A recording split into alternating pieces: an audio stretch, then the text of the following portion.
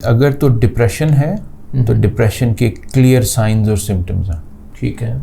ऐसा नहीं हो सकता है कि अचानक से कोई दुख वाला वाक़या पेश आया और आपको थोड़ी देर के लिए डिप्रेशन हो गया, आपने गोली खाई उससे निकलना, ये डिप्रेशन है ही नहीं। डिप्रेशन की सिम्टम्स जैसे शुरू में मैं बताया था कि मुसलसल होती हैं, राउंड द क्लॉक होती हैं। अच्छा। चेंज नहीं होती हैं कि खुशी का मौका आया तो वो आप खुश हो गए और कोई चीज़ आपकी मर्जी के खिलाफ हुई तो आप उदास हो गए और साथ में आपने गुस्सा भी कर दिया। गुस्सा भी डिप्रेशन नहीं है। अच्छा। बहुत सारे लोग ये भी आते हैं कि मुझे डिप्रेशन हो जाता है, कोई भी चीज़ पसंद आया, जब आप उनसे कुरेद के पूछते हैं कि वो डिप्रेशन क्या होती है, अलामात क्या हैं, तो वो कहते हैं वहाँ गुस्सा आता है, मैं उसमें चीखता हूँ, मैं चीज़ें फेंकता हूँ, लोगों को मारता हूँ। अच्छा। ये डिप्रेशन नहीं है, ये कतई डिप्रेशन नहीं है। तो फिर ये है क्या? इसका ये भी एक बीमारी है? नहीं, ये तो बीमारी नहीं, ये नॉर्मल चीज़ है। ये बुरी आदत है। बुरी आदत है। ओके। बुरी आदत में फ़र्क वही है, बुरी आदत जो है वो तो आपको मोल्ड करनी पड़ेगी, वो डिप्रेशन नहीं है। यानी आदत और एक्चुअल में डिप्रेशन जो है ये बड़ा डिफरेंस है। लोग इसको अपनी आदतों को डिप्रेशन कंसीडर कर देते हैं कि मैं तो डिप्रेशन का किसी चीज़ से तो मुझे किसी चीज़ से हम रिएक्ट कैसे करते हैं ये आदत है।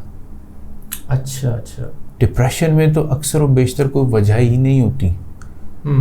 अक्सर और बेशतर हम जब डिप्रेशन देख रहे होते हैं क्लिनिक्स में, ऐसी हमें कोई वजह नहीं मिलती कि किसी का कोई चला गया दुनिया से या किसी को कोई माली नुकसान हो गया।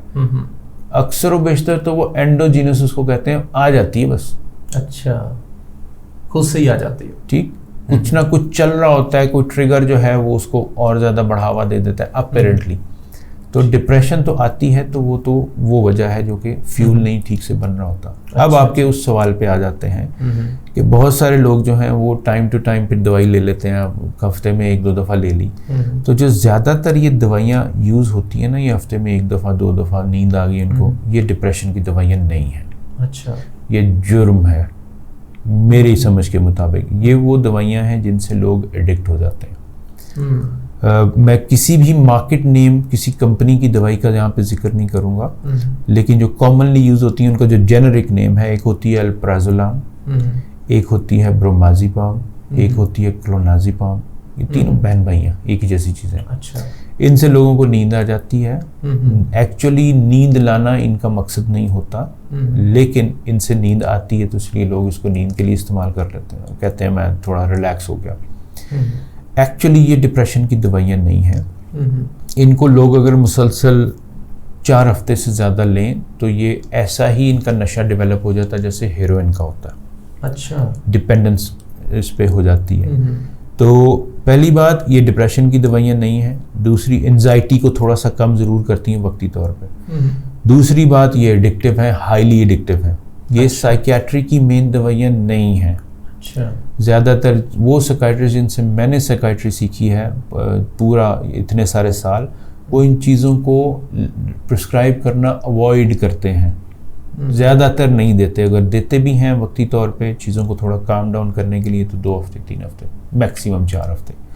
तो ये डिप्रेशन की दवाई नहीं। डिप्रेशन की दवाई, अब वही बात जो शुरू में बताई थी, फ्यूल कम हो गया। अब वो फ्यूल को पूरा करने के लिए आपको एक दवाई को उसका असर जज करने के लिए कम से कम 2 से 4 हफ्ते चाहिए। वो कुछ मैकेनिज्म ऐसा होता है, कुछ जब आप दवाई लेते हैं तो कुछ प्रोटीन्स डेवलप होती हैं, प्रोटीन की सिंथेसिस होती है और वो 24 घंटे में नहीं होता काम, उसको कम से कम 2 हफ्ते चाहिए।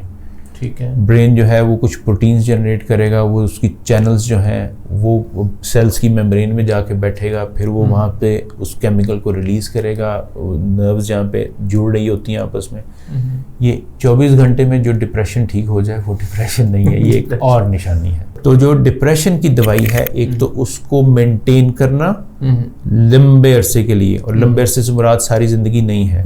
जो ड्यूरेशन, अगर ज़िंदगी में पहली दफ़ा किसी को डिप्रेशन हुआ है और प्रॉपर एंटी डिप्रेसेंट शुरू हुआ है तो मुकम्मल तौर पे सिम्टम्स ठीक होने के बाद दवाई को 1 साल ज़रूर मेंटेन करना चाहिए।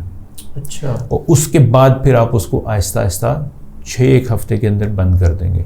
अगर सब सीक्वेंट है, एक दफ़ा हो चुका है, दूसरी तीसरी चौथी दफ़ा आपको डिप्रेशन हुआ है, तो फिर सिम्टम्स को मुकम्मल, और मुकम्मल से मुराद मुकम्मल 100% सिम्टम्स रिजॉल्व होनी चाहिए। अच्छा। वो मुकम्मल रिजॉल्व होने के बाद, जो कि 1.5-1 महीने में हो जाती हैं अगर प्रॉपर डिप्रेशन है, तो फिर सबसीक्वेंट दूसरे तीसरे चौथे डिप्रेशन के जो एपिसोड्स हैं ज़िंदगी में, कम से कम 2 साल आपको डिप्रेशन की दवाई लेनी चाहिए। उसके बाद डॉक्टर आपके साथ प्लान करके दवाई को बंद कर दे। 5 साल 10 साल 15 साल जो लोग डिप्रेशन की दवाइयाँ ले रहे होते हैं वो गलत है। अच्छा। क्योंकि अगर तो 1.5 महीने के अंदर अंदर डिप्रेशन की दवाई शुरू करने के बाद आपकी सिम्टम्स मुकम्मल ठीक नहीं हुई हैं, कुछ सिम्टम्स बाकी हैं, 50% हैं, 30% हैं, तो इसका मतलब है कोई दरवाज़ा है जो आपने खटखटाया नहीं है।